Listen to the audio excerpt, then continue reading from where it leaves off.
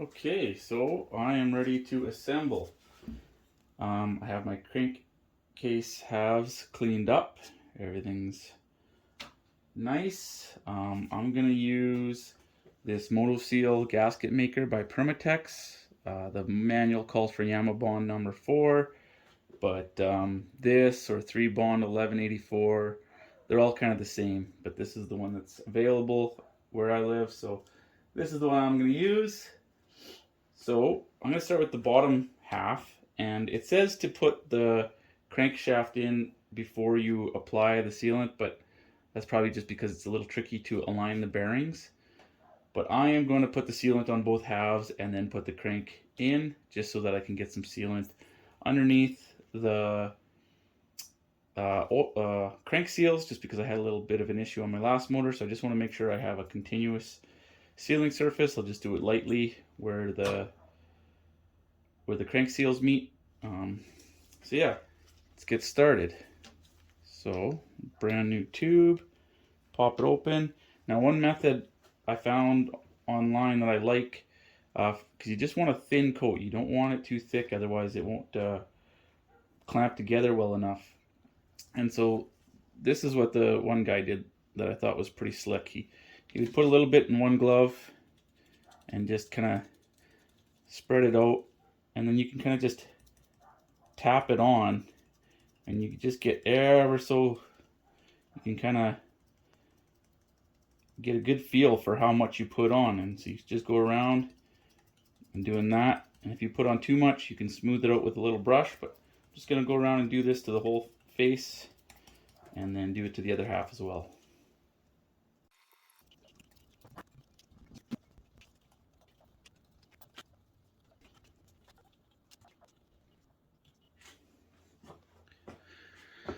And there we go. I got to clean up a little bit where I got it on the bearing surface here, and then I'll do the other half the same, and we'll go to the next step. Okay, I have the sealant applied to both halves. I'm just going to put some of this retaining compound. This is Loctite 648. I think 603 would be even better. It's got some oil. It can handle oil a little better, but this will do because I'm not going to oil this right away. I'm just going to put a little dab on each face.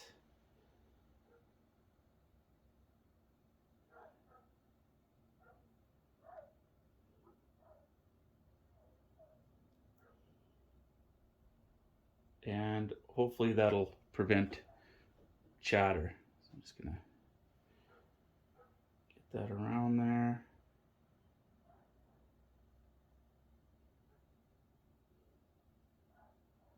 And now I can stick my crank on. Okay, so I was just watching that footage I took, and I realized I forgot to show something, so I'll add it here. So we got this stopper ring, and it registers with the PTO side bearing and also with both crankcase halves, top and bottom, and it just keeps all that assembly aligned axially with the crankshaft. And so this will end up on the back side of the motor, but because we're going to install the pin down, we just want it on this side of that pin, so that it's half on the top and bottom. And so right now with the pin down, the crankshaft is actually upside down, but this is the side you want it on. So just like that.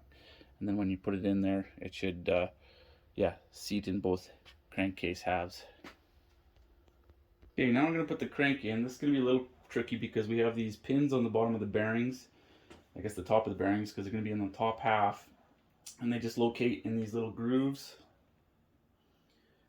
So I've just kind of drawn a line so that I have something to look on to get this lined up. Normally there's some little punch marks in the bearings that match the case halves, but they don't always have those. So, and I taped the bearings in the center section together in the middle just to help me keep that in line.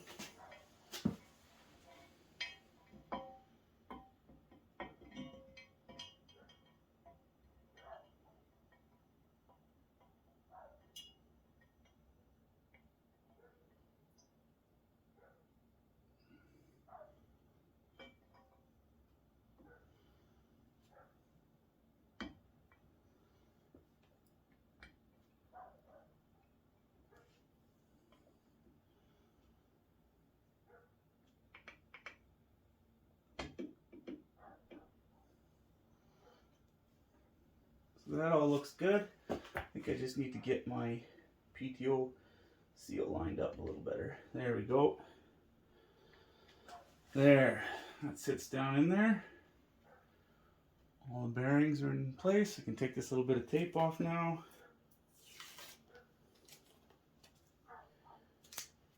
And I'm just going to dab a little bit more of the sealant around those seals.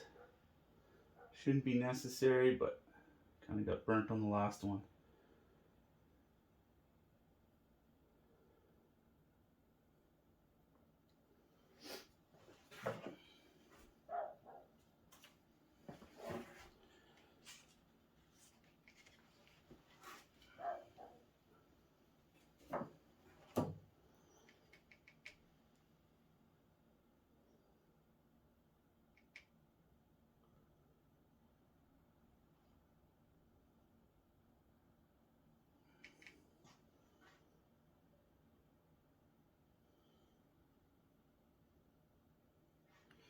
There we go. Okay, feel good about that. I can put the bottom half on now. Oh, hang on. Almost forgot. There's some alignment dowels that I need to stick in here. Yeah, I just pulled out these dowels to make applying the sealant a little easier. So with those in place, should be able to set this on top. Oh, you're gonna want to fall out. I'll just put them in this half instead.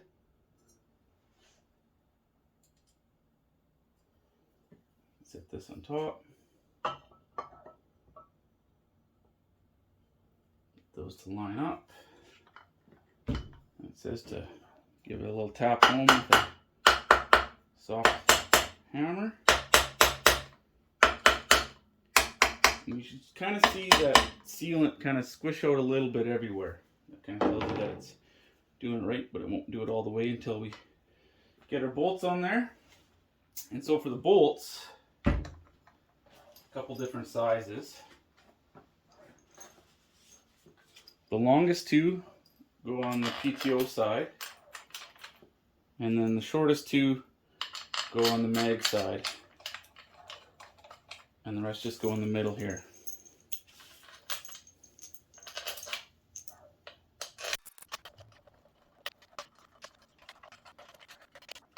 Now we torque these down in 2 steps, and the pattern is 1, 2, 3, 4, 5, 6, 7, 8, 9, 10. And so the first step, I'll do it at 7.2 foot-pounds, and then the final go around, I'll do it at 14 foot-pounds.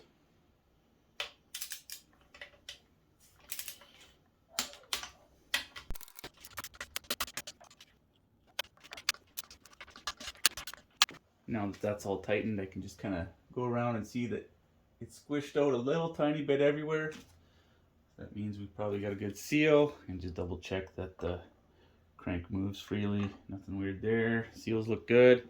So I think we can put the engine plate, motor mount plate on now. Okay, got my motor mount plate set on here. This gets 4 bolts. And kind of similar to before, we're going to torque these up to 7.2 foot-pounds. And then the second pass will be 22 foot-pounds.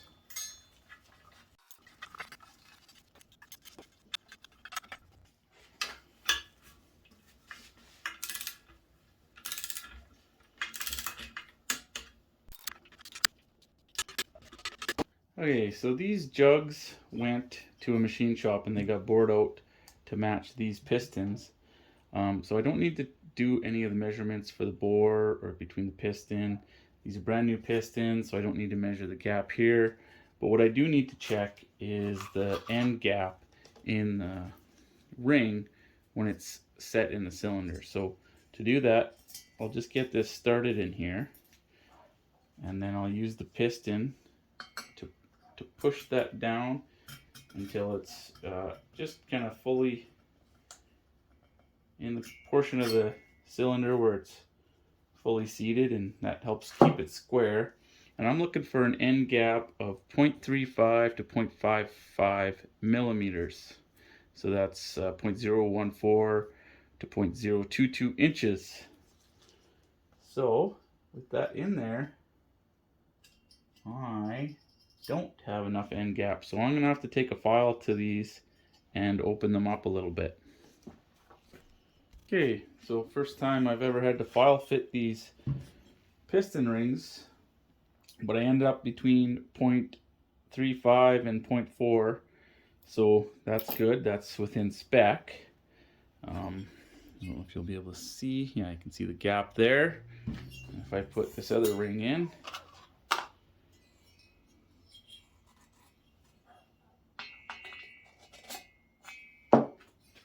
you can see there's pretty much no gap there. So I'll take you over to the bench and show you what I did. Okay, this is going to be impossible to see with the lighting I have in here, but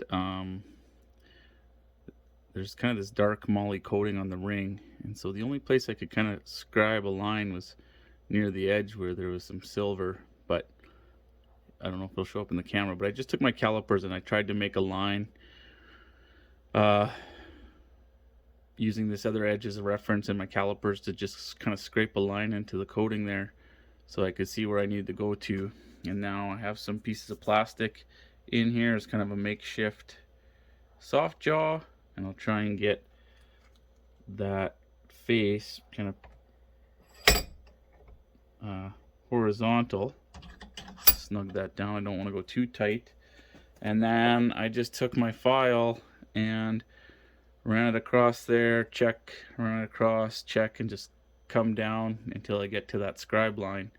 And you might want to go back and forth to the cylinder a few times, make sure you don't overdo it, but that's what I did in the last one and it seemed to work.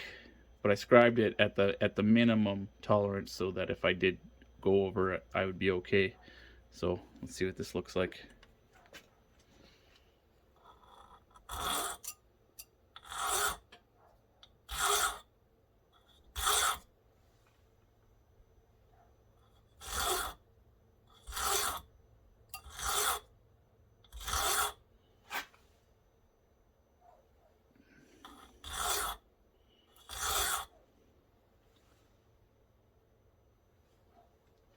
So now I'll take this back to the cylinder and give it a check. Before I do that, I'm just going to take this smaller file and just kind of make sure I deburr these edges, make sure that I don't leave anything too sharp that'll just make sure I don't have any burrs sticking out from that filing. Nothing crazy, just clean it up a little bit. Okay, so I've got those both within spec. I should mention that there is a proper tool for doing this, and it's got like a disc that spins, and then you kind of rotate the ring into it, and that way make sure that the face that you're filing is perpendicular to the perimeter. I just don't have one, so I had to do it by hand, but that's probably the more proper way to do it. But I'm happy I got the gap set, so I'll do the other two rings for the other cylinder and move along. Okay, so that retaining compound has had some time to set up, so I'm just gonna put some oil down these holes that go to the bearings. For that, I just got a little funnel. I'm gonna dump some oil in. Ideally something like a syringe would be better.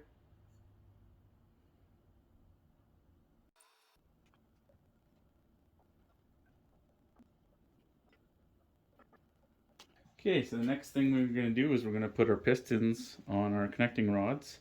Now there's an arrow on the piston, and that points towards the front of the engine, the exhaust side. Before I put the rings on and lube everything up to install it, I'm just going to insert the inside clips for both pistons, and then I can lube everything up, put it on, and then I can put my pin through and clip the outside for both of them. So I'm just going to use a small socket to push that clip into its ring inside there. I'm just going to start it by squeezing it, kind of give it a spin, make sure my glove doesn't get stuck in there, and then square it up like that. When a little past, I'll just bring it back with my finger. I might have to put this in from the other side. There we go.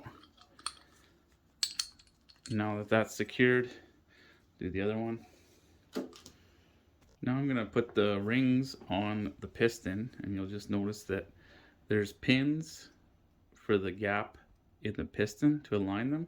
So the pins are on the top, and the rings themselves are directional. There's a top and a bottom, and what should be the giveaway is the groove that's in the end of that pin will be kind of facing up, so it'll register in that pin in the top. So the tightest portion of the ring should be on the bottom. There should be writing on one side of the ring, and that'll be on the top side.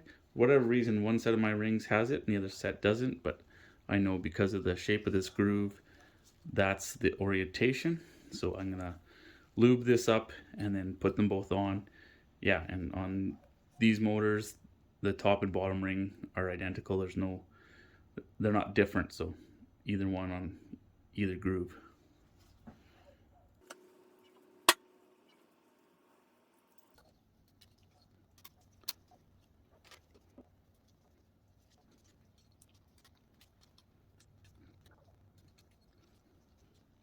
Okay, now that those rings are on the piston, I can take my needle bearing and lube that up. I'll just make sure that's fully coated and put that in the small end of the connecting rod. And then I can lube up the wrist pin and the bore that it'll fit in. And now I'll take my piston, again making sure the arrow is pointing forwards, and I will put that on top of the connecting rod. I'll get this guy started in the piston, and then it's just a matter of getting it lined up on that needle bearing.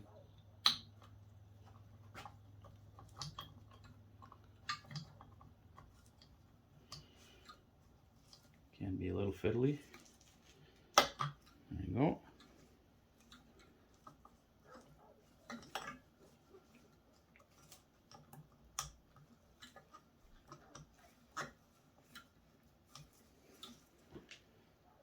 There.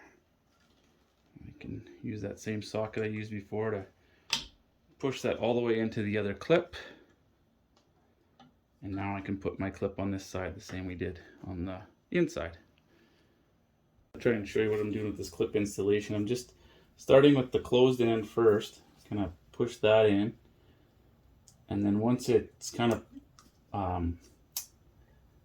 bent a little bit, then I kind of sneak the open end in, and I might need a pick.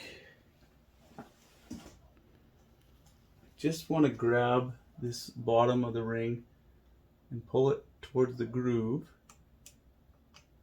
without letting this top pop out. And I can push it square with my socket,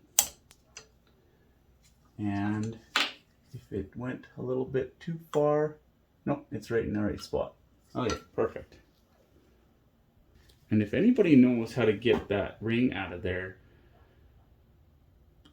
since these pistons don't have a little groove to throw a pick in, I'd love to hear it, because I can't figure out how you get that back out now. Okay, I got that other piston on there. One thing I'll say is it was easier to start the wrist pin in the piston a bit before bringing it to the connecting rod. That just made it a little easier to get on there. So now, I've cleaned up the surface here for the base gasket, so we can slide that on. I want to put these on dry. Just guide them down. These might not be square to the world up here. I don't think it makes a difference which way it goes. Although it seemed to. There we go. And I'll just swap these position-wise. Try not to get too much oil on.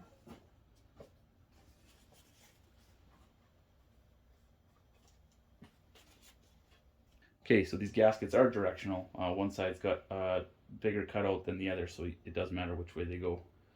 So next we'll put the cylinders on. Okay, so I'm ready to slide the jug on. I've lubed up the piston, I've lubed up the cylinder, and I've put these 2 pieces of slider material underneath the skirt of the piston to help keep it square. That should help me get this on there. So while I'm lowering this down, I'm going to be pinching the top ring, centering it on that alignment pin, and then once it gets past there, I'll do the same with the second ring. So here we go.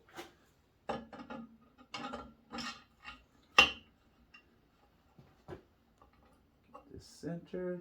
I should be able to just line up these pins and bring this guy down.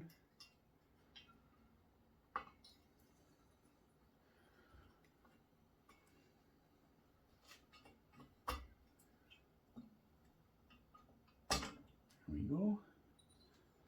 And the second one. Boat. There we go. Felt right. Yeah, okay. Now I can pull my spacers out of here and drop this jug down.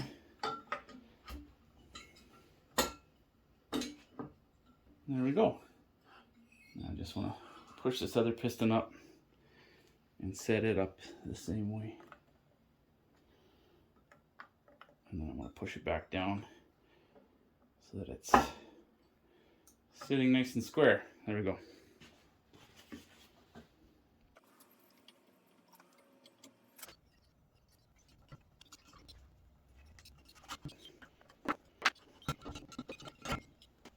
Okay, got my mating surfaces nice and clean. Now I can put my cylinder head gaskets on. Got to get the right orientation.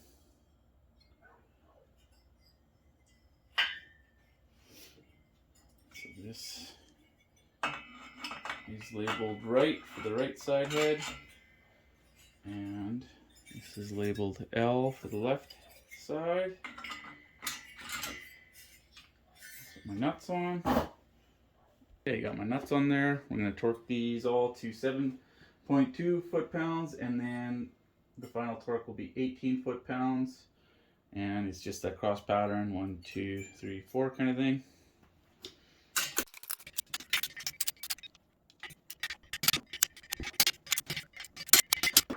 Next, some spark plugs. I use NGK BR9ES. Okay, spark plugs get torqued to 20 foot-pounds.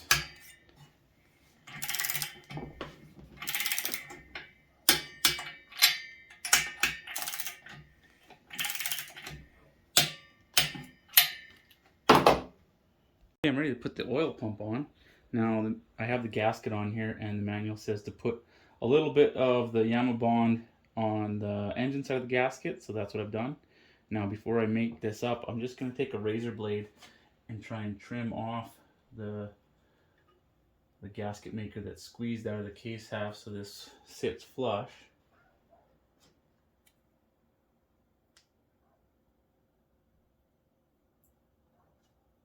There you go.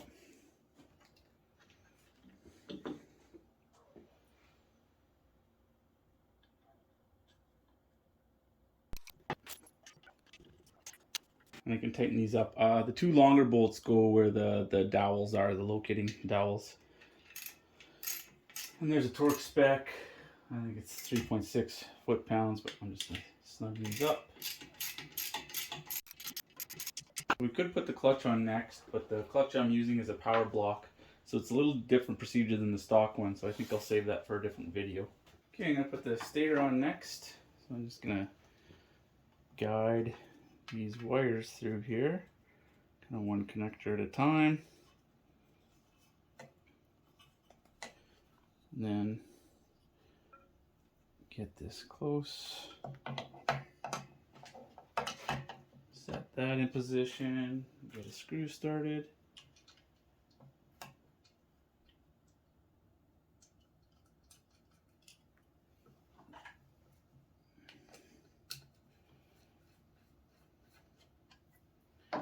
And then for this grommet, I'm just gonna lube it up with a little bit of this silicone spray.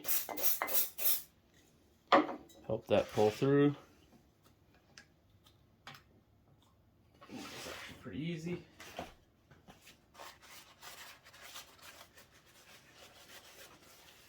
Get my other screw started.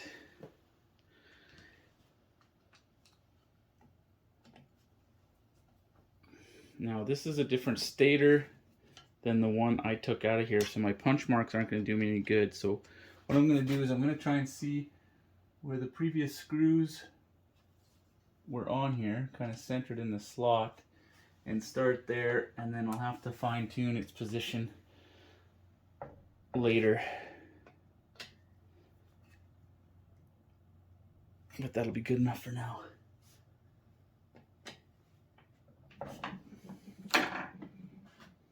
Next is the flywheel. So this is a flywheel from an electric start one. Obviously this one doesn't have the electric start, but it's going to go in here for now. We just got to line up the keyway, and what I like to do is just kind of look down the end of the shaft and kind of mark where the key is on the shaft with a Sharpie, and then that makes lining it up a little bit easier. The magnets will kind of take over and want to suck it in, so you just got to be mindful of that. There we go. That gets a lock washer and a nut.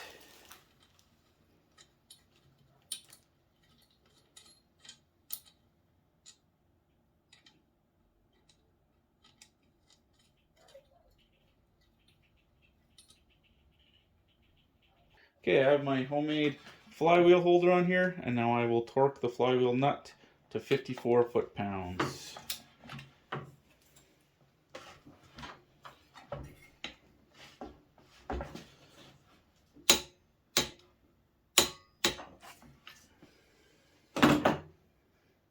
Now I can install my fan and recoil hub. So it says this should go towards the key, and I've marked that here, so that's its position.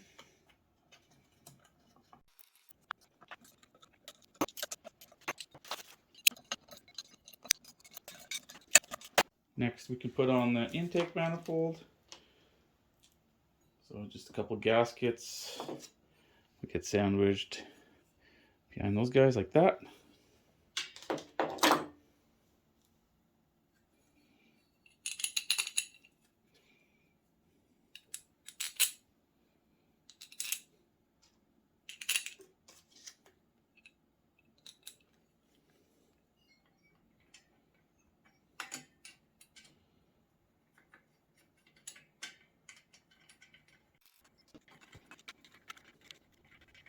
Will get torqued to 7.2 foot-pounds.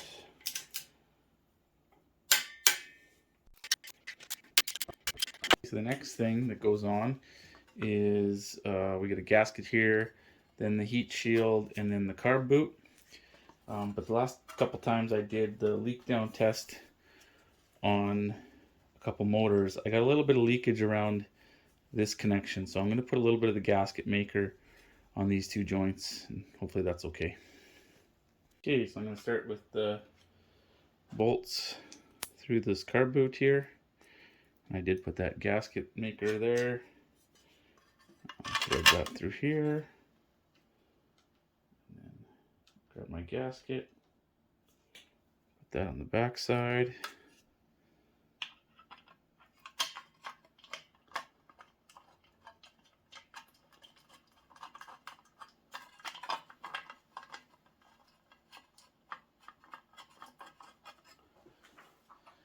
And then there's this dishwasher with another little bolt that goes on the bottom hole there.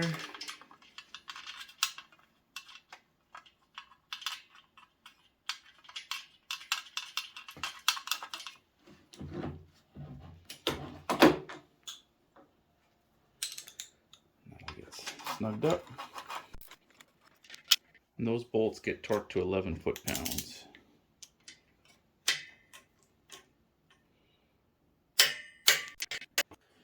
Now the exhaust manifold, same thing, a couple gaskets.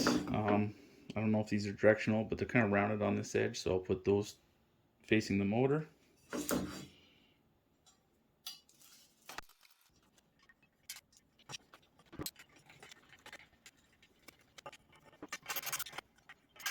Those also get torqued down to 7.2 foot-pounds.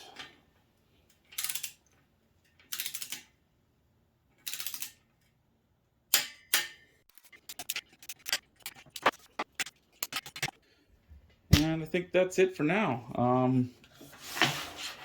Like I said, I'm going to save the clutch for a different video. I could put the fan shroud on, but don't need that to be part of this video.